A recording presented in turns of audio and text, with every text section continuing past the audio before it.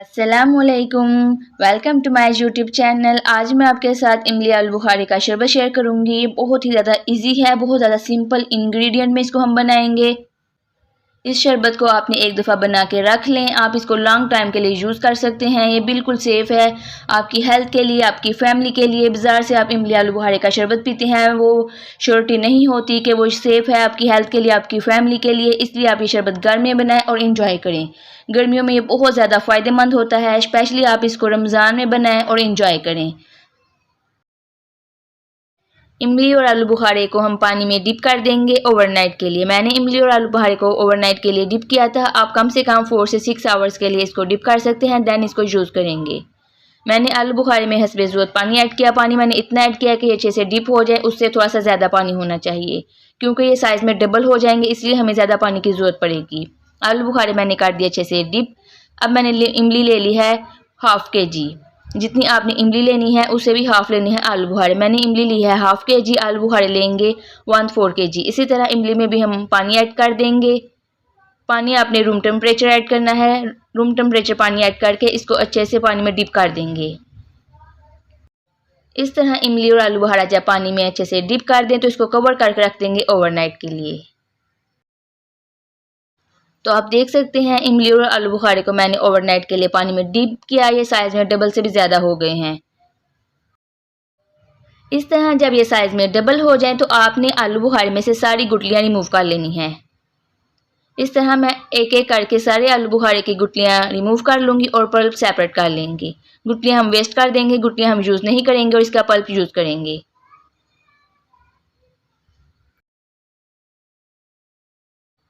अब हम overnight dip की हुई इमली ले लेंगे, इसको अच्छे से कर लेंगे स्टेन।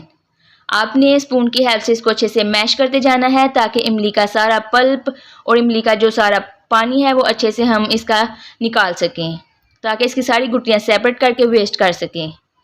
आपने अच्छे से इसको मैश करते जाना है, मिक्स करते जाना है। जब आपको लगे कि इसमें पानी की ज़रूरत है तो आपने थोड़ा थोड़ा पानी ऐड करते जाना है और उसको अच्छे से मिक्स करते जाना है। आप चाहें तो इसको हैंड की हेल्प से भी अच्छे से मैश कर सकते हैं। आप देख सकते हैं इसको हमने सारा इसका पल्प निकाल लिया है। अब सिर्फ इसकी गुठलियाँ हैं जिसमें बिल्कुल भी इसका टेस्ट नहीं है। इस तरह जब इसकी सारी गुठलियाँ सेपरेट हो जाए तो हम सारी गुठलियाँ वेस्ट कर देंगे, इसको हम यूज़ नहीं करेंगे। अब हम इमली और आलू बुखारे के शरबत बनाने के लिए इंग्रेडिएंट देख लेते हैं। इमली का जो पल्प हमने रेडी किया था हाफ़ kg इमली थी, 1/4 kg आलू बुखारे थे। देन मैंने यहाँ पे ले लिया है sugar 1 kg, salt half tea spoon, black salt half tea spoon, lemon juice 2 table spoon. अब हम एक ब्लेंडिंग जग ले लेंगे, इसमें हम सारे आलू बुखारे के जो हमने पल्प सेपरेट किया था वो ऐड कर देंगे। आप देख सकते हैं गुठलियाँ रिमूव करने का ये फ़ायदा होता है कि अच्छे से ब्लेंड हो जाएंगे और इसका पल्प रेडी हो जाएगा। अच्छे से ब्लेंड करने के बाद हम इसका पल्प ले लेंगे। अब हम ले लेंगे पानी 3 गिलास। पानी में हम ऐड कर देंगे शुगर। इस तरह सारी शुगर ऐड करने के बाद इसको अच्छे से कर लेंगे मिक्स। मिक्स करके इसको कवर करके कुक करेंगे जब तक हमारी सारी शुगर पानी में मिक्स नहीं हो जाती। इस तरह जब शुगर पानी के अंदर अच्छे से मिक्स हो जाए, आपने इसको ज़्यादा ओवर कुक नहीं करना, जस्ट एक तार का शीरा रेडी करना है। इस तरह जब एक तार का शीरा रेडी हो जाए तो हम इसमें ऐड कर देंगे आलू बुखारे का पल्प। आलू बुखारे जो भी हमने ब्लेंडिंग जग में डाल के ब्लेंड किए थे वो इसमें ऐड कर देंगे। इस तरह जब आलू बुखारे का पल्प इसमें ऐड कर देंगे उसी टाइम आपने इसमें ऐड कर देना है इमली का पानी या इमली का पल्प जो आपने रेडी किया हो। साथ ही हम इसमें ऐड कर देंगे ब्लैक सॉल्ट, वाइट सॉल्ट। अब हम इसको अच्छे से करेंगे मिक्स करके इसको कवर करके कुक करेंगे 5 से 7 मिनट के लिए। जब इसका बॉयल आना स्टार्ट हो जाएगा देन आपने 5 से 7 मिनट के लिए इसको कुक करना है। 5 से 7 मिनट मैंने इसको अच्छे से कुक किया है। 5 से 7 मिनट के बाद अब हम इसमें ऐड कर देंगे लेमन जूस। लेमन जूस इसमें ऐड करके अच्छे से मिक्स करेंगे। मिक्स करके इसको अगेन कुक करेंगे। आपने इसको तब तक कुक करना है जब तक ये थिक ना हो जाए। जब इस तरह थिक कंसिस्टेंसी हो जाए तो आप कर देंगे फ्लेम ऑफ और इसको रूम टेम्परेचर पे ठंडा होने के लिए छोड़ देंगे। इस तरह जब रूम टेम्परेचर पे 80% ठंडा हो जाए तो आप इसको किसी भी एयर कंटेनर जार में ऐड करके सेव कर सकते हैं लॉन्ग टाइम के लिए।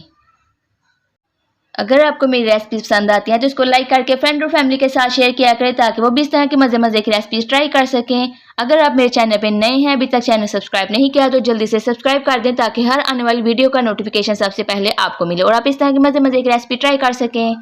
अब सर्विंग ग्लास में 1/4 ग्लास हम इसमें ऐड कर देंगे इमली और आलू बुखारे का शरबत। देन हम इसमें ऐड कर देंगे पानी। पानी आपने इसमें ठंडा ऐड करना है, अगर आप चाहें तो आइस क्यूब्स भी ऐड कर सकते हैं। इसमें पानी ऐड करने के बाद इसको अच्छे से करेंगे मिक्स। देन आपका इमली आलू बुखारे का शरबत रेडी है। ये बहुत ज़्यादा मज़े का बनता है। अगर आप ये पिएं बहुत ज़्यादा रिफ्रेशिंग फील करेंगे। जब आपके घर गेस्ट आए तो उनको भी आप ये सर्व कर सकते हैं। इसके अलावा आप रमज़ान से पहले बना के रख लें, रमज़ान में ये पिएं और इन्जॉय करें। मिलती हूँ नेक्स्ट वीडियो में एक नई और मज़ेदार रेसिपी के साथ। अगर आप ये मेरी मज़े की रेसिपीज ट्राई करें और मुझे फीडबैक देना चाहें तो इंस्टाग्राम पे पिक्चर शेयर कर सकते हैं, कमेंट में भी बता सकते हैं आपको मेरी ये रेसिपी कैसी लगी और नेक्स्ट रेसिपी आप कौन सी देखना चाहते हैं।